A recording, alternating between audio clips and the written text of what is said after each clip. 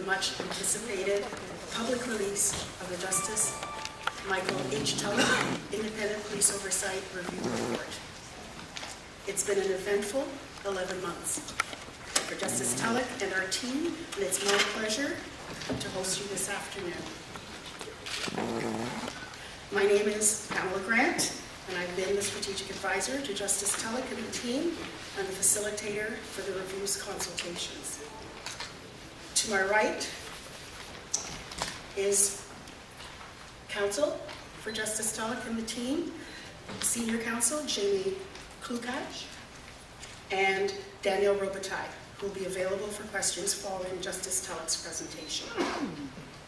Before we hear from Justice Tulloch, I'd like to take a moment to go over the agenda for the proceedings this afternoon.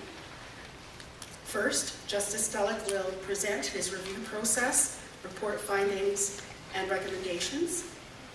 Justice Tulloch will then depart, and counsel will remain to respond to questions from media and stakeholders. I will be facilitating the question and answer session. I will then hand the proceedings over to the Ministry of the Attorney General and Minister Naqvi, who will make a brief statement and remain to answer questions. After a short pause for a set change, at around 2:30, Minister Naqvi will, and his team will take over.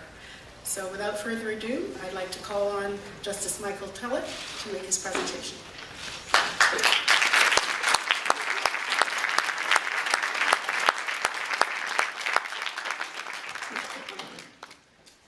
Thank you, Pamela. Good afternoon, ladies and gentlemen. I would like to begin by acknowledging that we're gathered on the traditional Indigenous lands of the Mississaugas of New Credit and other Indigenous nations. These lands were the meeting place for several Indigenous nations in the area. By acknowledging this, we're acknowledging the importance and the significance of the traditions of Indigenous peoples. In April 2016, the Ontario government asked that I prepare a report and make recommendations on certain issues involving the civilian bodies that oversee police operations in Ontario. While the contextual backdrop to this review is well known, I have outlined it in Chapter 5 of the report. Having engaged in a very broad province-wide consultation process over the last 11 months, there's no doubt that the issues raised in this report are province-wide issues and not limited to Toronto or any particular community. Rather, what my consultations revealed is that issues of policing and police oversight affects all Ontarians, regardless of race, ethnicity, religion, sex, sexual orientation, gender identity, socioeconomic status, and disability. The oversight bodies I was asked to review are the Special Investigations Unit, which is generally referred to as the SIU, the Office of the Independent Police Review Director, or what is known as the OIPRD, and the Ontario Civilian Police Commission, which is generally referred to as the OCPC. With regard to the oversight bodies themselves, the SIU is an independent criminal investigative body charged with investigating whenever an interaction with the police results in serious injury or death to a civilian, or there's an allegation of sexual assault committed by a police officer. The OIPRD oversees and manages complaints regarding police conduct, policies, and services. The OCPC primarily adjudicates disputes related to police disciplinary decisions, in addition to a variety of other functions related to policing. In particular, I was asked to make recommendations on how to make the oversight bodies more effective, efficient, transparent, and accountable. That involved examining the mandates of each of the oversight bodies and considering whether the mandate should be changed or modified and be contained within separate legislation. My mandate for this report also included considering whether the oversight bodies should collect demographic data and whether they should employ former police officers and whether the oversight bodies should share information as between themselves. I was also asked to review and make recommendations on certain issues that relate only to the SIU. The main issue in that regard was the extent of the information the SIU should release to the public. In particular, should the current or past final reports of SIU directors be released to the public? And if so, should the reports contain the names of the involved police officers and the witnesses? I was also specifically asked to engage with Indigenous communities to obtain their perspectives and to make recommendations to enhance the cultural competence of the oversight bodies in relation to the Indigenous peoples. Finally, I was authorized to make any other recommendations which I believed to be relevant to the objectives of the Order in Council. Today, I would like to present the report of the Independent Police Oversight Review. I have tried to make the report as accessible as possible so that it can be easily read and understood by all members of the public. The past several months have been very busy. I was assisted by a team of highly competent and dedicated staff which formed the Independent Police Oversight Review. We examined in detail the existing legislation and the existing practices and processes regarding police oversight. We also reviewed numerous prior reports that led to the creation and evolution of the oversight bodies. We then examined the legislation in other Canadian provinces, as well as other jurisdictions such as England and Wales and Northern Ireland. I also held numerous public and private consultations. Together with some of my team, I traveled all over Ontario, from as far north as the Pikangikum First Nations, as far west as Kenora, as far east as Ottawa, and as far south as Windsor. In over 7 months, I met with more than 1,500 individuals. I did so in 17 public consultations and over 130 private meetings. The public consultations took place in North York, Scarborough, York, Thunder Bay, Brampton, Mississauga, Sudbury, Ottawa, Ajax, Hamilton, Toronto, Windsor, London, Kingston, Oshawa, Thornhill, and Kitchener. Members of the public could participate and be heard in either person at those meetings or through our website. My team and I also consulted privately with many individuals and groups, including the families of individuals whose deaths were caused by the police and stakeholders such as police chiefs, associations, police commissioners, and police services board members. Blacks and other racialized communities such as the Arab, Somali, South Asian, and East Asian communities. Indigenous communities, including those living both on and off reserve and in urban, rural, and remote areas.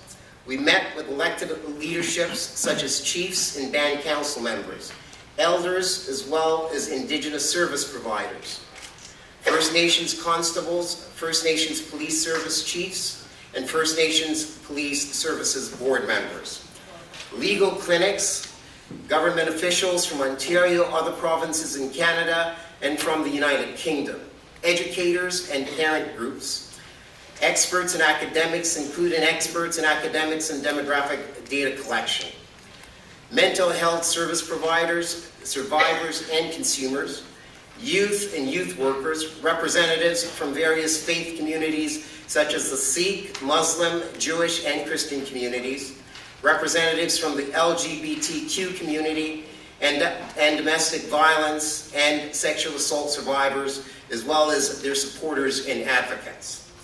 I also met with the leaders and staff of police oversight bodies, not only in Ontario, but also in other provinces in Canada, as well as the United Kingdom.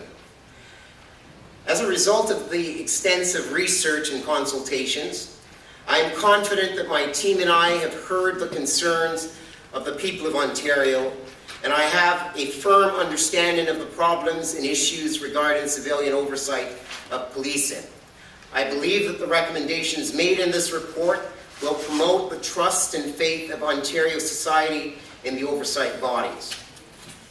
I was guided during the preparation of this report by 9 principles of modern policing as set out almost 200 years ago and widely attributed to Sir Robert Peel.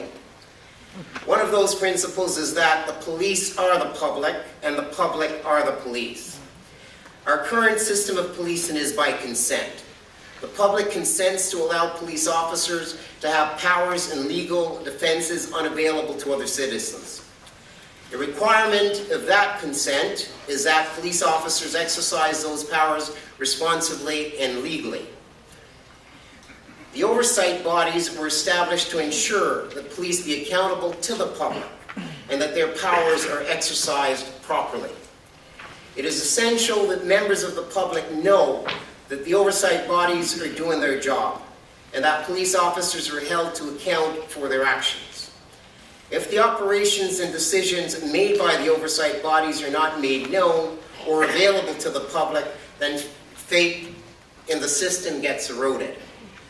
I was also told repeatedly in private and public consultations that much of the public's faith in the oversight system has been lost. It was clear to me that the main reason for that loss of faith is the lack of information being provided to the public and a consequent lack of understanding of the public regarding the composition and operation of the oversight bodies. For example, many members of the public believe that the names of police officers were not released even if the officer was criminally charged. That is incorrect. Police officers are publicly named when they are criminally charged, just like any other citizens. Throughout our consultations, we were told that in many cases where the SIU is called, the person has committed suicide or has harmed themselves. In many other cases, the police officer has had no physical contact with the person. In those situations, no criminal charge should be laid against the police officer. However, if members of the public do not know the circumstances because they are not informed, or if information is withheld from them, they will be understandably confused. I will now summarize recommendations made in the report. Some of the issues were much easier to decide than others. The first recommendation that I've made is that there be separate legislation that encapsulates the oversight bodies. I've concluded that the mandates and operations of the oversight bodies should be set out in separate legislation outside of the Police Services Act. There are a couple of main reasons for doing so. First, it will simplify the legislation regarding civilian oversight and the procedures for complaints against the police and make it more accessible to the public. Second, there was a perception that the oversight bodies are not independent from the police because the legislation that governs the oversight bodies is contained within the same legislation that governs the police. Having separate legislation will confirm the independence of the oversight bodies. New legislation also can remedy deficiencies in the existing legislation. For example, I have recommended that when the new legislation is drafted, there be a definition of the serious injuries which trigger the mandates of the SIU. This recommendation has been made several times before and should be implemented now. I've also made recommendations with respect to the coordination of the mandates. I've examined the mandates of the oversight bodies and have made numerous recommendations for reform. In my view, each oversight body should focus on its core function, experience, and expertise. For the OIPRD, this means focusing on its investigative role. For the OCPC, this means focusing on its adjudicative role. For the SIU, this means continuing and expanding its criminal investigative role, as well as recognizing and enhancing its public accountability and transparency function to ensure public confidence in its investigations and its outcomes. For each of the oversight bodies, I recommend that there be a greater flow of information to the public. I view this as being essential to an open and transparent process of police oversight. Now, I will deal specifically with each of the oversight bodies separately.